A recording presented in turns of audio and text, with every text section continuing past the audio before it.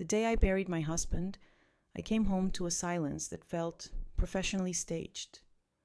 Portland does that in the wet months. Street lights smear into the asphalt like someone wiped the city with a damp cloth. I set the urn on the kitchen counter as if it were an ill-chosen centerpiece, took off the black heels at the door, and listened to the house pretend it was unchanged. Marcus liked order. Chairs at exact angles, knives turned blade in, towels folded long ways. Even the funeral had been neat. Condolences in a single file line, embraces rationed, tears at a modest volume. We played our parts, then everyone left. The house and I were the only ones who forgot to exit. Cold water ran over my fingers. The sapphire pendant tapped my collarbone when I leaned in. Cool, slick, a sliver of colored ice. Marcus had called it a little piece of sky on our 8th anniversary. I believed him then. Tonight, it glinted like an eye that knew better. I dried my hands and drifted through the living room, not belonging to any piece of furniture. Something tugged me down the hall to the white door that led to the garage. For years, Marcus kept it locked. My little fix-it corner, he'd say. Tools, boxes, a bike rack. I had never seen it fully lit. A credit card-sized reader sat on the wall by the door. The LED, a tired blue beneath dust. I wrapped my hand around the knob, locked. My thumb bumped the sapphire. The stone's rim was thin as a blade. A thought surfaced, ridiculous enough to make me laugh. What if the pendant is a key? I slipped the chain over my head. The stone nested into the reader's metal slot with the kind of precision that makes your scalp prickle. I turned it a fraction. Click. The lock let go. The door eased open with a dry slide. The garage smelled of iron and wood, and something else, the sealed paper scent of boxes that don't expect visitors. I hit the lights. No car. The left wall was a grid, photos and documents pinned in columns like a long math problem. At the back, a wall safe sat flush with the drywall, its face blank except for a small round recess that matched the pendant's color. I pressed sapphire to steel. A quiet, intimate clack. The safe's mouth parted like it had been coerced into speaking. Inside, less than I wanted, more than I was ready for. A waxed envelope, a small velvet pouch, a metal key stamped PCCU, Portland Community Credit Union, and a black thumb drive taped to the inner lip with masking tape. Logs scrawled on the plastic. When I pried the drive free, it slipped and rang against the concrete. Bright and sharp, the sound a needle makes when it finds glass. I bent to pick it up and noticed a ring jammed into a corner seam of the safe. The band was scuffed, the inner curve engraved with a single letter, L. I stood very still and listened to the rain return to the roof in thin threads. L. Lily. My sister's name. I scolded myself. L could be anything. Left. Lake. A vendor. A brand. A useless coincidence. I opened the waxed envelope. Wire slips. Money leaving an LLC I didn't recognize. Splitting, recombining, circling through something called Artemis Charitable Holdings. A couple of signatures in Marcus's tidy, right-leaning hand. The long clipped tails on his tees were unmistakable. In the middle of the stack sat a heavy cream note card like the ones used for place settings. One line. If I don't make it back, Erin knows what to do. No salutation. No apology. I heard Marcus say it in my head with that confident vagueness he wore like a suit, and the sound made me angry because it was familiar. I slid everything into a tote, dropped the ring into the velvet pouch. Waiting until morning wasn't something my body believed in anymore. I plugged the USB into the laptop right there on the kitchen counter. A single folder / logs. Spreadsheets, dates spaced over 2 years, a subfolder / VID. Inside, one file, videohome.mp4. My cursor hovered. I pulled it away. There's a hand-to-flame reflex everyone learns with grief. Walk in circles around the door you shouldn't open. to see whether your legs will volunteer to stop you. I opened a spreadsheet first, rows of transactions, memo lines stripped to bone. Recipient, Darius Cole, amount sheared into neat teeth. At the far right, a notes column. M dash, confirm via V. V who? Voss? Vault? Video? The ice under me creaked. My phone buzzed. Unknown number. I'm Martin Voss, a close friend of Marcus. We should meet to complete a few formalities. I have a garage key to return. I looked at the open door. Which key exactly? I typed back, tomorrow 10 a.m., cafe at Fremont and 15th. He replied instantly, bringing documents that need your signature. A period so polite it left fingerprints. I called Ava Chen. We'd met through a former client. She had the temperature of a glass of water left in the fridge. Calm, useful, no wasted fizz. I told her the short version and left the feelings out. Ava didn't sigh. She didn't interject. First, she said, delete nothing. I'll image the drive. Second, any meeting happens in public, and you record if possible. Third, don't get brave. You're holding something someone else wants. I asked why Marcus. Ava cut in gently. We'll name reasons later. Send me a copy of logs. Do not watch that video at home. Come to my office tomorrow. I hung up. The rain thickened. I shut the garage, turned both locks, and slipped the pendant back around my neck, like I was appeasing a ritual that didn't explain itself. Marcus had stood exactly where I was, many times, breathing that careful, undisturbed breath I'd mistaken for honesty.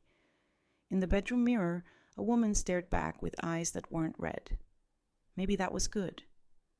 Crying unlocks some things, not this. Morning dressed the cafe in espresso and burnt sugar. Martin Voss arrived on time. Blue suit, plain tie, mid-50s neatness that looked like an ad for trust. He set a small cluster of keys on a napkin. Marcus asked me to keep these. I nodded, kept both hands on my bag. As for the formalities, he slid a binder toward me. We'll just need signatures to close a few peripheral accounts. It'll protect you from unnecessary liabilities. Protect rolled out of his mouth like oil. I skimmed. Thin black ants of text, but enough to catch the gist. Temporary. Transfers to a separate entity for wind down. I looked up. Why not close them outright? Voss's smile lifted, modest. Financial currents take time to cool. He sipped. And the garage? Do you have the right key? I worry there may be items sensitive to your situation. My thumb brushed the phone mic. What are you saying? Voss tilted his head, softened his voice. Erin, I'm on your side. I only want to see that the things that don't belong to the Hale family go where they should. They could be harmful. He set his cup down, china clicking like a small metronome. That's not a threat. It sounded exactly like one wrapped in tissue paper. I smiled and traced the binder's edge. My attorney will review. I'll be in touch. His smile held while his eyes inventoried my tote as if he could will the USB to the surface. We shook. His palm was warm and dry, the pressure calibrated to suggest integrity. Outside, I felt as if I'd walked through a scentless smoke I'd still inhale later. Halfway to Ava's office, my phone vibrated again. Noah Hale. I pulled over. 19, freshman. Living with his mother in Beaverton, Marcus's son by a first marriage. His voice was careful, like he was handling sharp glass. Erin, Dad left me a key and a location. I think. You should see it. He read me the name of a storage facility and a lock code. I don't know what's inside. I wanted you to know before someone else did. He exhaled. Thank you, Noah, I said. I'll update you. Ava greeted me with a nod and 2 mugs of unsweetened tea. She imaged the USB twice to 2 separate drives, labeled them, sealed them, and tucked them into her own safe. Good, she said. Now, the unit. At the door, She handed me a thin recorder. Wear it. Don't advertise it. Let it work. Storage facilities feel like temporary cities built for people who don't want neighbors. Concrete corridors. Fluorescence with a tiny tremor. The code took on the first try. I rolled up the door and dust combed my shoulders. 2 plastic totes, a wire shelf, a flat wooden box like a map case. The first tote, photographs. Riversides, a flower shop, parking lots at dusk, a park bench. In some frames, Marcus stood beside a dark-haired woman with a smiling mouth. Isabel, according to pencil notes. In a few backgrounds, I recognized Lily a distance away, turned, blurred. At the bottom of the tote, a thin envelope labeled medical. I didn't open it. My hands were cold, though the hallway wasn't. The flat box held one enlarged photo. Marcus, head tilted, a hand resting on someone's belly. The woman's face hid in shadow from his hand, but the cream sweater and the way hair fell across the neck were unarguable. I'm her sister. I know how Lily hooks a thumb into the hem of a sweater, like the world is a size too tight. I slid the photo back, closed the lid, and noticed my hands weren't shaking anymore. When shaking stops being useful, your body finds another strategy. Numbness is quiet and efficient. Ava's hand landed on my shoulder, quick and light, like checking a pulse. We're done here, she said. Bank. Portland Community Credit Union looked like a set designer's idea of safety. Blonde wood, glossy leaves, slow voices. I presented ID, signed where I was pointed, handed over the metal key, and, after a beat, the Sapphire too. The teller's curiosity was politely suppressed. Box 317, she murmured. The drawer slid. Inside, a thick envelope, a small gray drive labeled Archive, and a letter perched on top like a pinned target. Marcus's slanted hand, the long T's again. Erin, if you're reading this, I didn't make it. Some money needs to stay underwater for a while. Do not hand anything over. Friends will say they're protecting you. They're protecting themselves. The drive holds copies of everything. The USB has video home. Don't watch it at home. If you disappear for 48 hours, the switch will send it all. Ava and I traded a look. Do you know a Darius Cole? She asked. Yes, I said. In the logs. And Martin Voss wants to protect me. Ava nodded once. Good. Let's let them protect us by accident. Back at her office at 4, winter light slid through the window like a shallow pool. Ava plugged in the drive, opened capture software to record the screen, and hashed the video so its integrity would testify later. She didn't open Video Home yet. I want timestamps on everything, she said. With Ava, every step had a reason, an offense. For the first time since the garage, I felt pavement under my feet, slick but paved. My phone blinked. 6 p.m. We talk. D, no name, no decorum. I showed Ava. She pressed her lips into the compact shape of acknowledgement. I set the Sapphire on the table. It threw a thin blue blade across my thumb. I pressed it flat, like weighing down a lid. Ava finished her preparations. The mouse hovered over videohome.mp4. Ready? She asked. I nodded and didn't trust my neck. She clicked, breathing in the shudder whisper of wind. The frame was tilted like the camera sat on a stack of books. Off-white walls, warm lamp, gray duvet, a room staged for softness that had already failed. In the shot, Isabel, I knew the curve of her eyes, and the tiny scar on the left lip from the photos, folded her fingers together. If you're watching, she said, straight to lens, it means I didn't get to tell you this. She glanced aside, eyes pooling. Marcus said he'd tell his wife. Her voice hopped and broke. But then there's Lily. The name fell like a wrench on tile. I forgot how to breathe. Ava glanced at me once, then back at the screen. Isabel's voice braided shame with anger. I don't want to hurt anyone. But when I couldn't hold it together, Marcus said Lily was just a mistake. Then last week, Lily sent a message. She stopped and laid a hand on her belly. From off-screen, a man's hand reached in, no face in frame, rested over hers, sliding down with the instinct of practice. The veins, the small mole near the metacarpal. Hands I had kissed, trusted, and believed. Ava paused the video on the hand. She didn't speak. The wall clock clicked once. Some truths don't explode. They empty a room of air and watch how long you make do without. Do you want a break? Ava asked. I shook my head. Play it, I said, and my voice sounded like water squeezing through a narrow pipe. She nodded and began to click when my phone lit up again. Lily. Calling. I let the phone ring until the last second and answered before it could flip to voicemail. Lily?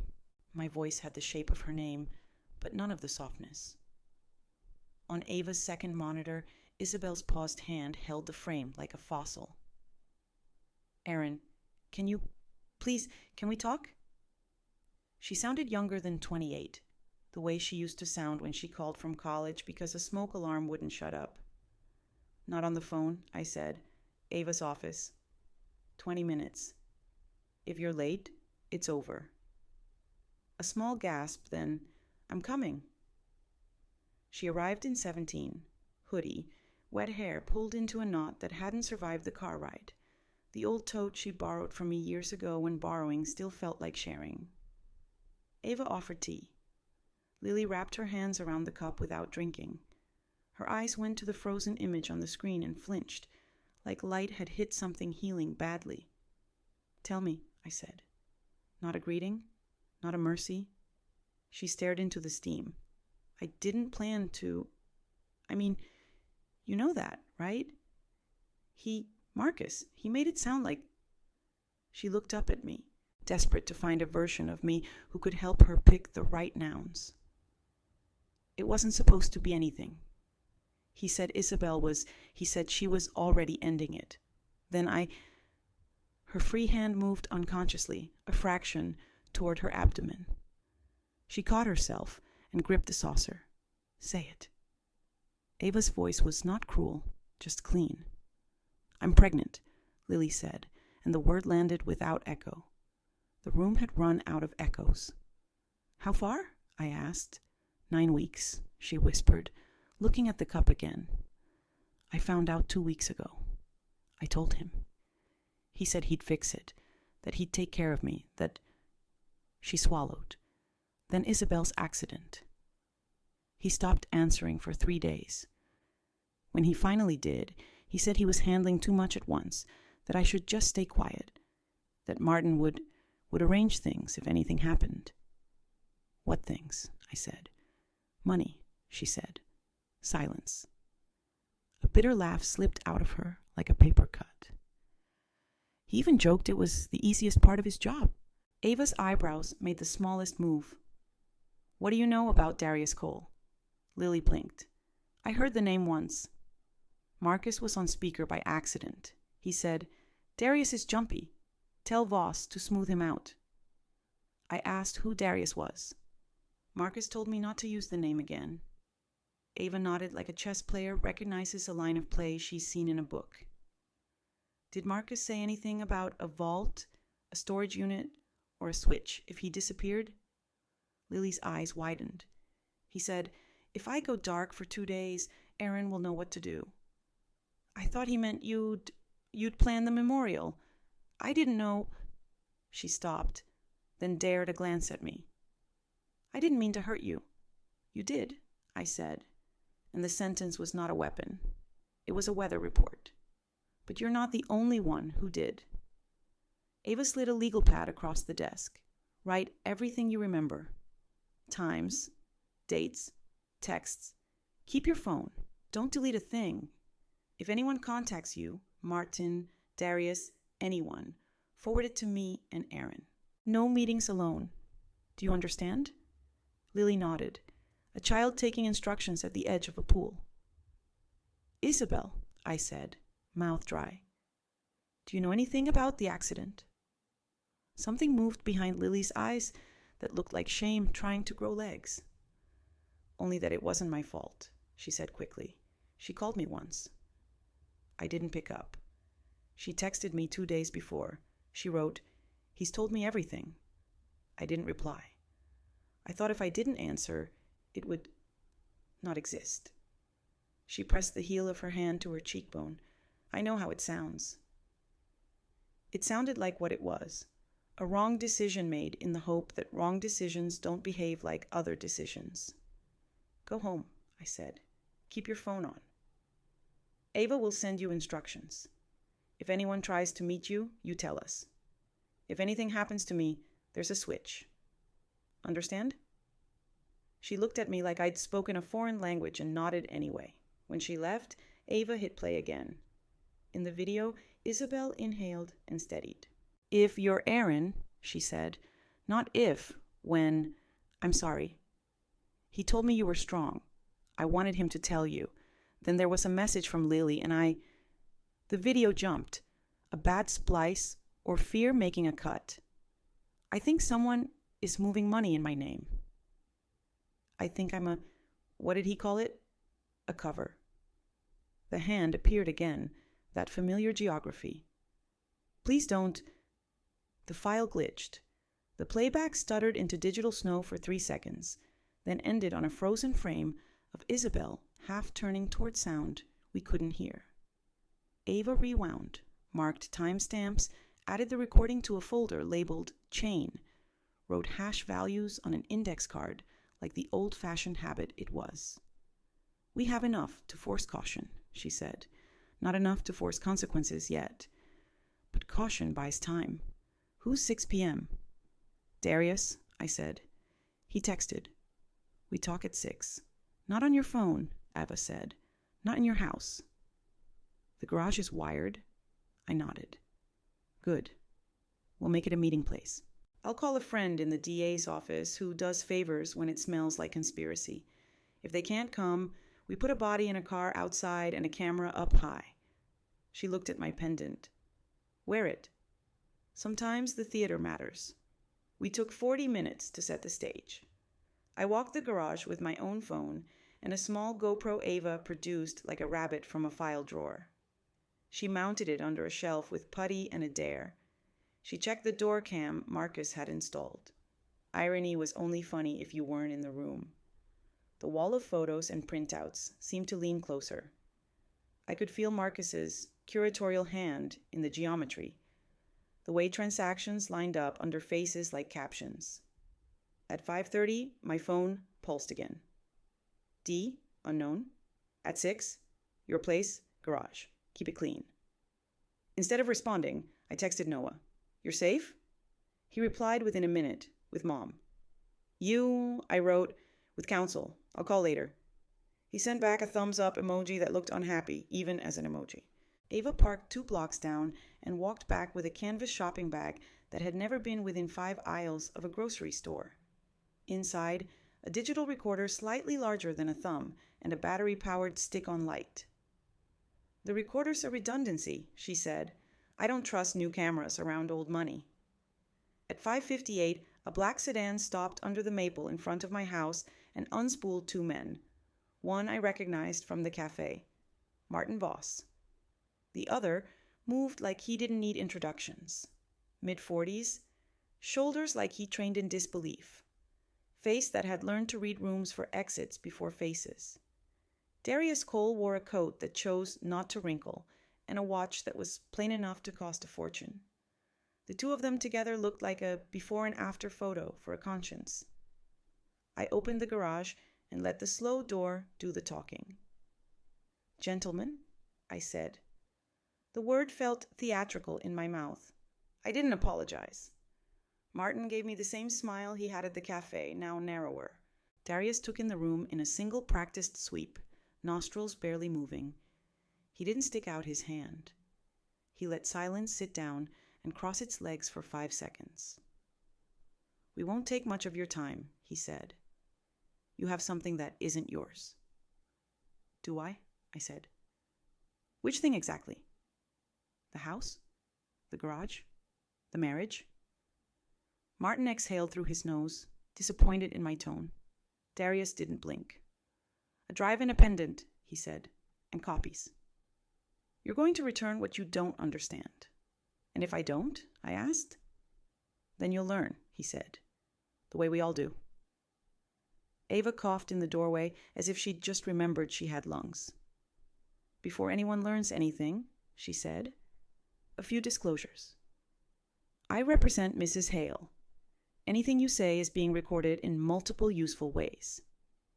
If my client is harmed or goes silent for 48 hours, a very boring set of scripts will email, upload, and courier every relevant file to people who do not enjoy being surprised. There is also a temporary protective petition drafted with names and dates, plus a probable cause memo addressed to someone who would very much like to put his name on a conspiracy case before Christmas. We can all go home early if you test none of that. Martin started to speak. Darius lifted a hand without looking at him, and the sentence unraveled back into his throat. Mrs. Hale, Darius said, and the title fell strangely accurate. No one here wants your hurt. We just want closure. You mean silence, I said. I mean closure, he repeated, and the repetition did the work. Repetition always does. It told the truth, accidentally. He took a step nearer the safe, then thought better of it.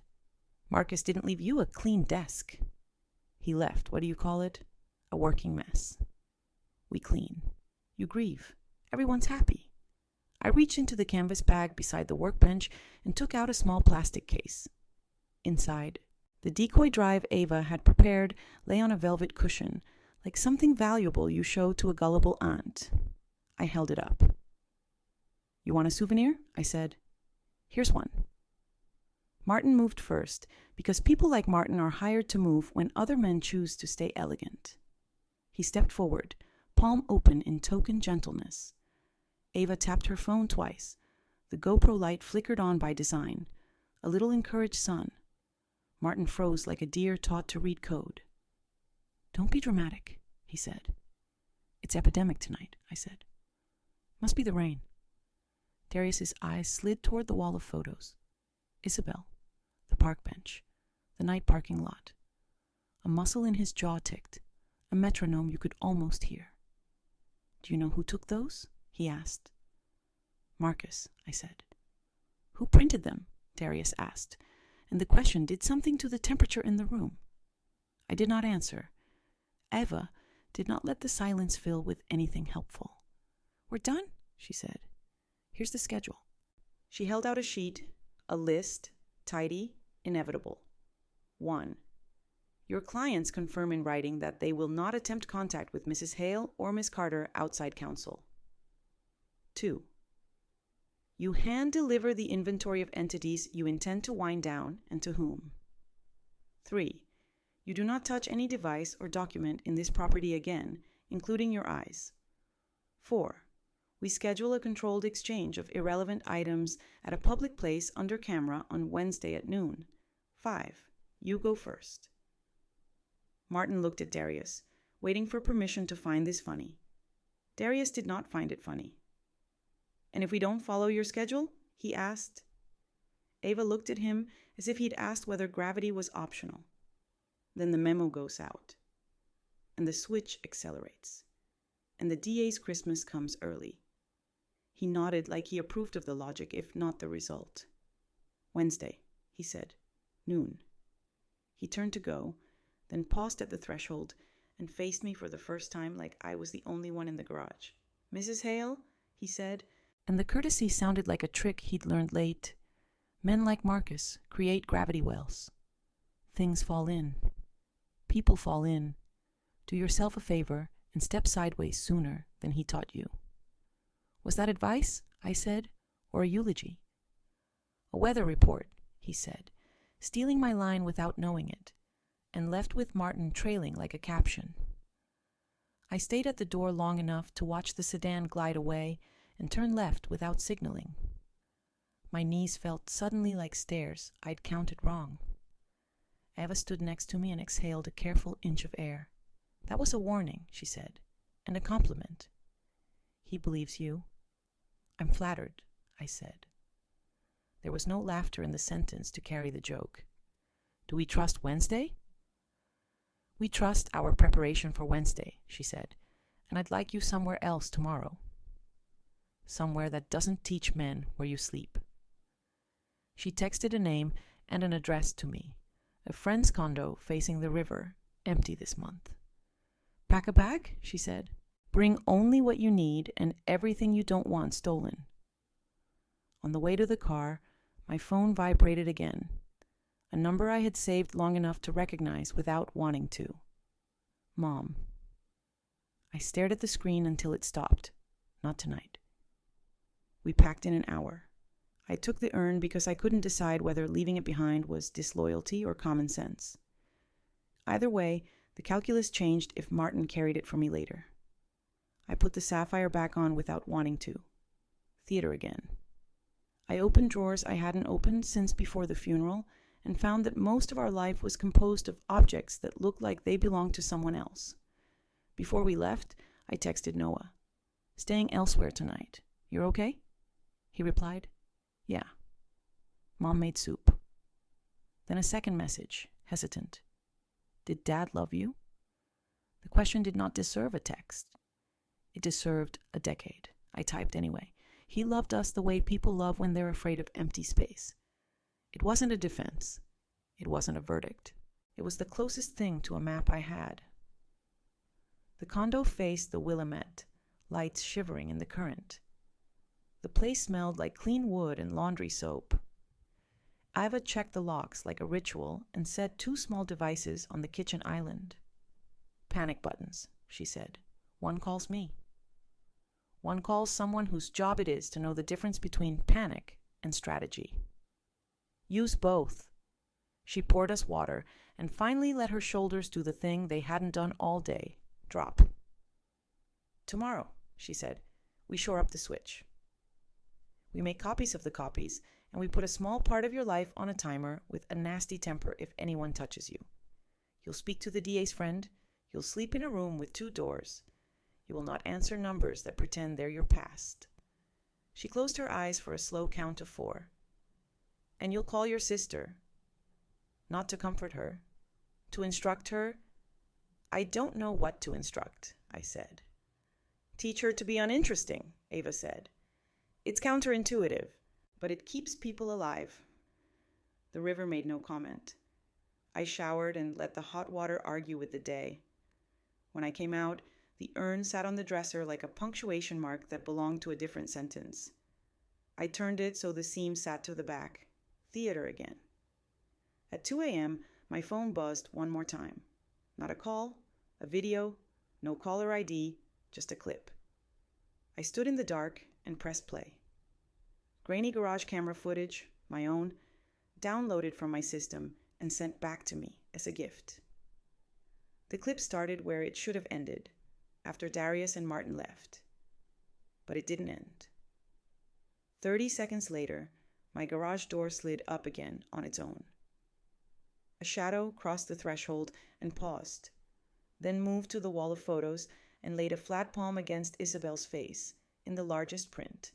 Not quite a touch, more like a measurement. The figure was careful, gloved.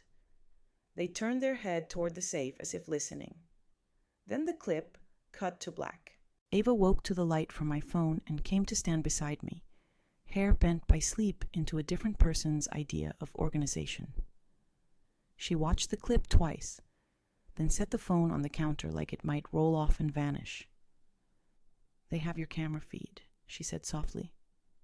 They had it, I said. We moved. She nodded. We move again. We did not sleep after that. Dawn is a solvent in Portland. It thins everything. By 7, we were at Ava's office with coffee that deserved an apology. She wrote emails with short sentences and attached files that made those sentences heavier. She called someone and did that thing good lawyers do, where they tell the truth like it's an option and a threat at once. I sent Lily a message that contained no comfort and clear orders. Stay home. Answer only me or Ava. If you see Martin or anyone you don't know near your building, go to the coffee shop across the street and call 911 first, then us. Do not open your door at 9. Noah texted, "Can I see you today?" I asked Ava. She considered the ceiling for a second. "Public place," she said. "Daylight." 30 minutes. We picked a diner with windows and bad pie and met at noon. Noah looked like Marcus did at 19 in the photos I used to love. Same slope of the nose. Same way hands fidgeted when he pretended not to be nervous. He hugged me in that teenager way that asks for permission while already doing the thing. "I'm sorry," he said, "for everything." He meant more than the funeral. "I know," I said. He slid a letter across the table, the envelope already softened by handling. "He wrote this for me," he said. "Said to open it if he..." He didn't finish. I handed it back. "Read it first," I said, "then decide whether I should. Don't give me the burden of your choice." He nodded like I'd given him a job he could do. "Do you think he was a good man?" he asked, eyes on the salt shaker.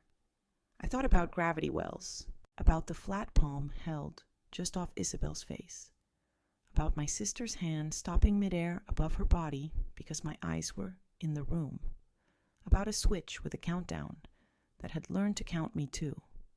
He was a complicated man, I said. Complication isn't a compliment.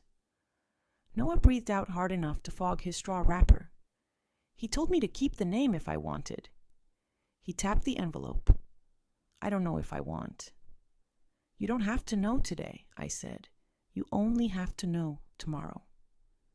He folded the letter back into his jacket like it was fragile pottery. "Are you safe?" he asked. I told him the truth in sections. Safer than 2 days ago, not as safe as next week, working on the math. We walked out into a city, practicing sun between showers. Ava's car idled at the curb. "Wednesday," she said, and didn't need to add the rest. That night at the condo, I did something small that felt large. I took off the Sapphire and set it in a drawer. The urge to keep it on, key, theater, superstition, was strong enough to qualify as a thought. I shut the drawer anyway. The silence on my collarbone felt like a bruise after the ring comes off. When I lay down, I could feel the day's sentences still standing up in my body, unwilling to lie flat. I closed my eyes and told myself the story in an order that made a kind of sense. A stone that opens a door that opens a safe that opens the part of a life that hadn't been living. I didn't believe it yet. Belief would be work for another morning. The morning came with a text from an unknown number that wasn't pretending. "Wednesday noon, come alone." The second text, "You bring the key, we bring the list." Ava leaned over my shoulder and read both, then wrote back without asking me to approve. "Wednesday noon, public, council present, no exceptions." The reply landed with the speed of someone sitting with the phone in hand. "You're learning." A third text, "Good." We were. Not quickly enough to feel like victory, but fast enough to make fear work up a sweat. I dressed in something I could run in. I put the urn in the closet because the dresser felt like a stage. I left the Sapphire in the drawer. When we locked the condo behind us, the river sounded the way it always does, like it was busy carrying strangers' reflections to places they didn't deserve. Wednesday presented itself in a suit. Dry sky, polished light, the kind Portland puts on to pretend it's another city. The plan was choreography. Ava's friend at the DA's office had become a pair of eyes in an unremarkable sedan across from the meeting point, a municipal plaza with a fountain that turned off from maintenance in winter, cameras that worked, and sight lines that did too. Noon would be a reasonable hour to be reasonable. We arrived 10 minutes early and did nothing admirable with the time. Ava walked the perimeter once, slow. I stood by the edge of the empty fountain and counted bolts in the metal grate, because numbers behave even when people pretend not to. I had the decoy drive in my bag, the pendant in a separate pocket, and the real copies nested in places with better locks than sentiment. The switch, Ava's bad-tempered timer, sat on a server with a disposition. If I went dark for 48 hours, a legal calendar would come to life and start writing to people who had better things to do than be surprised. I had never wanted to be forgettable more than I wanted it that morning. At noon, Darius and Martin arrived, as if the pavement had called them by name. No entourage, no theater, unless you count the way Darius's presence rearranged the space like furniture shifted an inch in your sleep. He nodded at me in a way that allowed for the possibility of civility without endorsing it. Martin's smile had learned nothing and everything since the garage. Ava stood between me and the fountain, not blocking, just existing in a way that made blocking unnecessary. "You brought what we asked for?" Darius said. He wasn't impatient. He was economical. "You brought the list?" Ava said. She wasn't delicate. She was exact. Darius signaled with 2 fingers, and Martin produced a folder, the kind that makes paper feel heavier. Ava opened it. Entities, accounts. Shells you could wear to a funeral and to a raid. Transfers labeled "wind down," with dates that could be made harmless if you believed in certain kinds of arithmetic. She read fast, lips pressing into a shape that meant useful but insufficient. I took the plastic case with the decoy drive and set it on the edge of the fountain. "1 for 1, I said. "Your inventory for my souvenir." Martin's wrist twitched in a reach he curbed. Darius didn't move. "The pendant," he said. It wasn't a question. "The pendant is a family object," I said. "It opens a door in a house that no longer contains a life. I'll keep it." He considered me the way a chess player looks at a pawn that has learned geometry. "It's also a key to something that doesn't belong to you," he said. "It belonged to my husband," I said, "and to his habits. Both have ended. I didn't add what both had done to me. The plaza didn't deserve that." Ava slid the folder into her bag after photographing each page with a phone that Anastasia, her paralegal with a talent for making hardware feel moral, had configured to document time and place, like a witness that doesn't forget. "We're not finished," she said, "but we're not starting over. If we find additional accounts that you forgot to remember, the memo moves. If you test the perimeter of my client's day, the switch gets curious. Assume curiosity is contagious." Martin looked past us with an eye roll meant for the security cameras, because some men perform for audiences that don't clap. Darius's attention returned to me. "Then we're done here," he said. "For now." "For now," I agreed. They left without ceremony. The DA sedan didn't flinch. A mother pushed a stroller across the far side of the plaza, and a toddler reached for the disabled fountain like it had ever done magic. People get used to things not working and still expect water. We walked to the car. The pendant's weight against the fabric of my jacket felt smaller than its history. Ava drove with the small smile she saves for days that end with a question mark instead of a period. "I want you to go to the bank," she said. "Open a new box. Put 3 things in it: the Sapphire, the letter from Marcus, and a printed sheet with the switch instructions. If anyone gets cute, they have to open a door you control." We did as ordered. The credit union clerk had a face designed for confidentiality. Box 511 accepted its contents without commentary.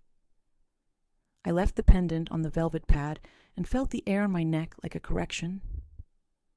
By afternoon, the city resumed its weather. The condo greeted us with its patient soaps and a river that insisted on being where it was. Ava built out redundancies like a person who had once learned the hard way what single points of failure can do. She labeled copies the way air traffic controllers label clouds. She skipped lunch. I noticed and handed her a granola bar she didn't thank me for until she had chewed enough to be embarrassed. At 3, Lily called. "Are you safe?" she asked, as if safety could be inferred from the cadence of a breath. I will be, if you do exactly what I say, I said. Today you are uninteresting. You don't post. You don't worry about your hair. You keep your phone where light can find it. You answer only me or Ava. If you see anyone you didn't order on your street, you become a silhouette in a cafe and let the police introduce themselves to your coffee. She exhaled and let the shape of a sob exist without making noise. Do you hate me? She asked, finally brave enough for a question she earned. I don't have the time, I said, and it was true in more ways than kindness could be. I have work. I will love the child who didn't ask to be a plot device. The rest is for later, a beat of silence. Gratitude's shadow. At 5, my mother called again. I answered. You never come home anymore, she said, by way of motherhood. Which home? I asked, the question cruel and exact. She changed shape mid-sentence, as mothers learn to. Your sister says you're angry, she said. I say, that's not a diagnosis. I listened to the sound of the house I grew up in clanking through the phone line, as if pipes could feel feelings. We're fine, I said finally. We're building fences. Fences are not walls. They're instructions she didn't understand but accepted the noun. Night brought with it a new clip from an old number, a document scan, page 3 from something we hadn't seen. Ava enlarged it with her fingers and hummed when she saw the letterhead. Insurance, she said. Our friend Marcus insured everything twice, including people A-line item under beneficiaries, listed a trust with a name only a man like Marcus would choose. Hale Resilience Fund. Ava's face did a calculation and came away unsmiling. He insured their silence, she said. Smart, dirty, legible. What does it buy us? I asked. Leverage, she said. But leverage buys time, and time buys choices, and choices buy something like mercy if you spend them right. That night I slept in slices. I woke to the river's middle-of-the-night identity, a long, slow tire iron on asphalt miles long. I made tea without checking the clock. The urn watched me and said nothing. I set it in a cabinet because the dresser is where you put jewelry, and the dead deserve better than metaphor. Morning was the DA's friend in person. He was younger than someone with the authority to move paper should be allowed to be, with the open competence of a man who knows when to pass a file to a woman because the woman is Ava. He asked questions the way surgeons ask where things hurt and how long they've been hurting. Ava answered in nouns and timestamps. I added the shapes feelings make when they weren't invited, and got out of the way when they threatened to swell. He left with a copy of the copy of the copy and a look that promised a slow, careful appetite. I trusted him in the way you trust bridges. You still look down when you cross. By the next day, a new habit had grown a spine. Check in with Noah. Check in with Lily. Don't check on Marcus because there is no verb for checking on a man who turned himself into a system and then died in it. Noah texted a photo of the letter's first page with the part I was allowed to see blacked out like a magician's trick taught by a responsible uncle. He wrote, deciding about the name. I wrote back, decide about the person first. The name will follow if it's supposed to. The 4th day after the plaza, my doorbell didn't ring because we weren't at home. Because home had become a place we visited with court orders. Instead, an email arrived to the inbox Ava had built for the story to tell itself. Message received, it said, subject line bland enough to pass a spam filter. The body was a link to a cloud drive with permissions set to everyone who has ever learned to spell. Inside, copies of several of the photos from the storage unit, 2 additional video clips of Isabel talking to camera about accounts she didn't understand in her name, and a scanned contract with Lily's signature nowhere on it and her name in a margin anyway. At the bottom, 2 words, no more. Ava traced the IP, confirmed what we already knew, that decent people occasionally develop excellent technical skills, when shame and fear ask them to. Isabel had someone in her corner, she said. Maybe a brother, maybe a friend, or maybe just a version of herself that learned to scan before she learned to forgive. What do we do with it? I asked.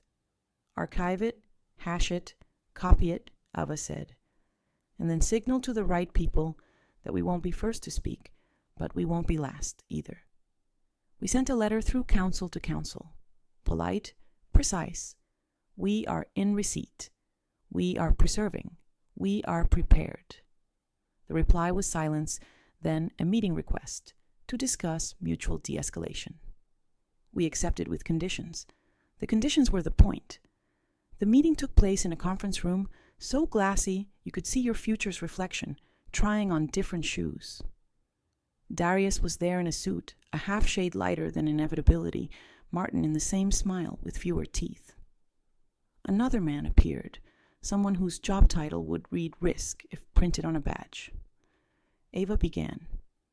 She laid out the timeline like a body and tagged wounds with sticky notes, transactions, pressure, accidents with air quotes, pregnancy without them. She didn't accuse. She didn't need to. The room was ajar, and she let the air lower its shoulders until breathing felt like a decision.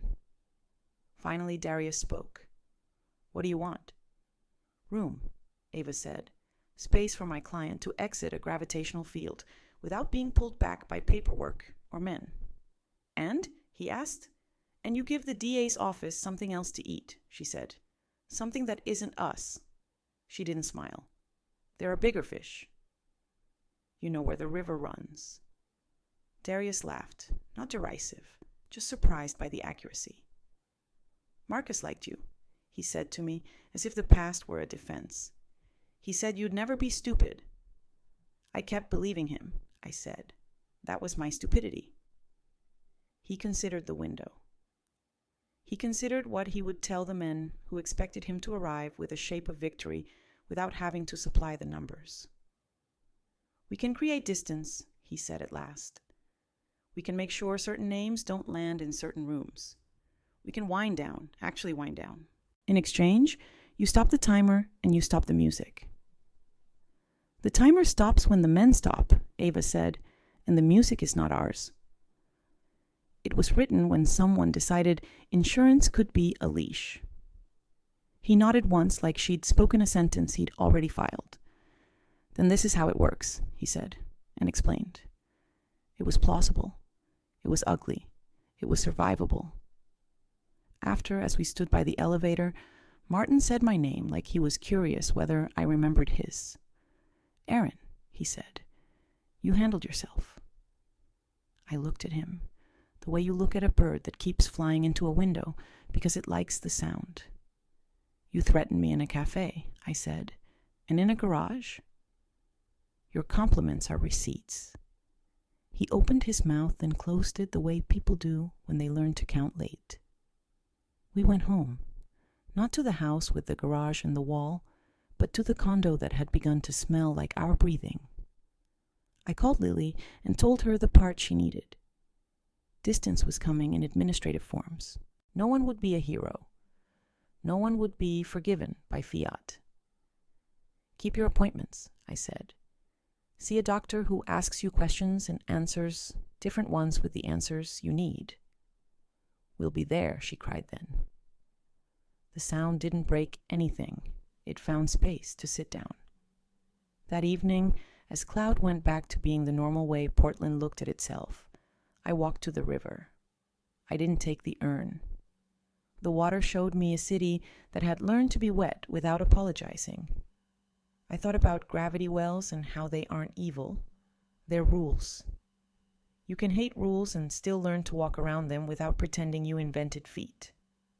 When I returned, I opened a drawer and looked at the sapphire where we'd left it, on a cloth square that made it look like a museum piece. It was beautiful in the way tools are when you know which jobs they were built for. I closed the drawer. The next morning, I made a list that wasn't about men. I called the landlord of a small apartment with light on the right side of the day. I scheduled a meeting with the clinic where I worked to reduce hours for a month and then reshuffle so I could do more things that included the word my. I texted Noah, "Dinner this week?" He replied yes, faster than spam. I texted Lily, "Appointment set?" She sent a photo of a calendar screen with a green check. We were, in the smallest sense available, moving. On the day I moved my last box from the house, I went into the garage one more time. The wall was bare. The safe was an empty mouth with better posture. I turned off the light and listened to the room make the sound rooms make when you've taken away the heavy things.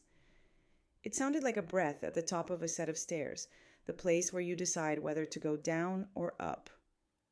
I didn't decide yet. I went to the kitchen and wrote a note on the counter for whoever comes next. The garage is just a room. The safe is just a safe. The rest is up to you. A week later, Ava and I sat on a bench by the river and watched a dog discover how to be a dog a second time.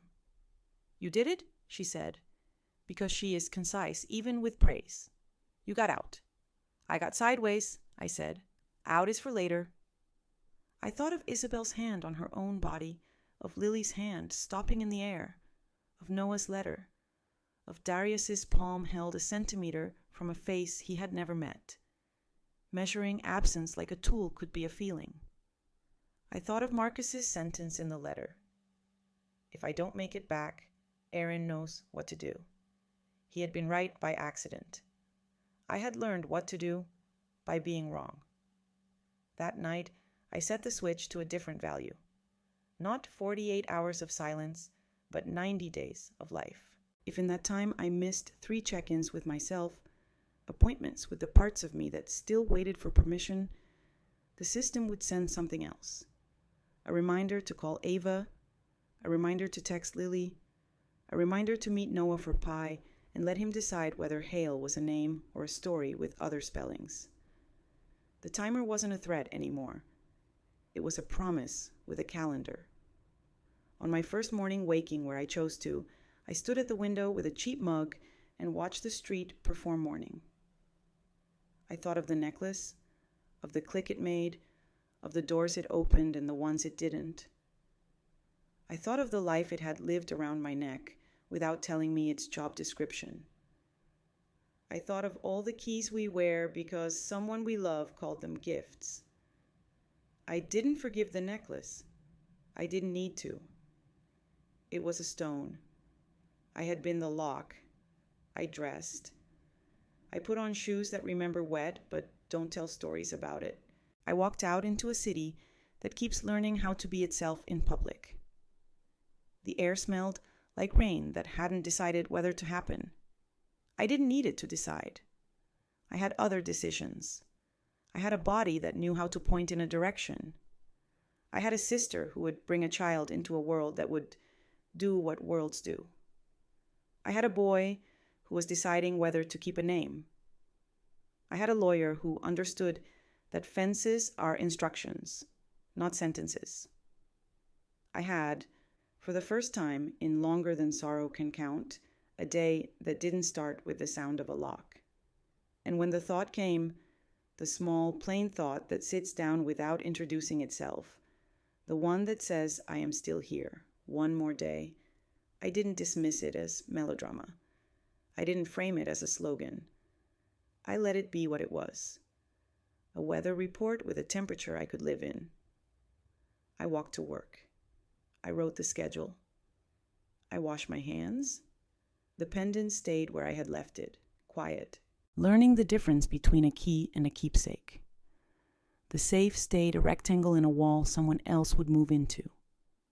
The switch kept its promise. Silence would mean help, not harm. The gravity well was still there, a map feature, not a destination. I was not above it. I was beside it. By evening, clouds had kept their secret, and the city pretended summer for an hour. I sat on the steps of a building that didn't know me yet, and let strangers pass carrying their versions of what I had just learned. That betrayal is not the end of truth. That truth doesn't make a noise like a gunshot. That sometimes it clicks. That there are rooms you leave not because they're haunted, but because you have learned to sleep without their locks. This is not a victory speech. It's inventory. The USB exists. The files exist. The law exists and fails and exists again. The men who like to call protection what protection isn't exist, and they do the math. The woman in the mirror exists, and she learns some math too, enough to divide time into days she can carry. The story is not a door closing. The story is a light turning on and revealing a room with more than one exit and a window you can open from the inside. I don't know what forgiveness will look like. It might look like not feeding certain fires. It might look like teaching a child to call things by their names. It might look like a dinner where a 19-year-old laughs at a joke I didn't know I still knew how to tell.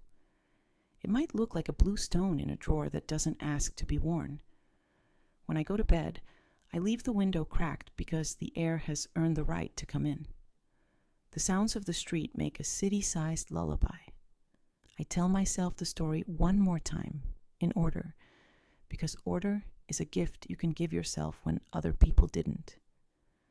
I fall asleep before I reach the part with the click. In the morning, I wake. The mirror shows a woman with eyes that finally decide to belong to her. I make coffee that won't win awards. I text Ava a check mark. I text Lily a heart and a question mark. I send Noah a photo of a pie I don't intend to buy until he's there to order a different one. The river goes where it goes. I step outside and lock the door behind me, not because I'm afraid of who might come in, but because I am better now at keeping track of what's mine. I walk. The day is a key.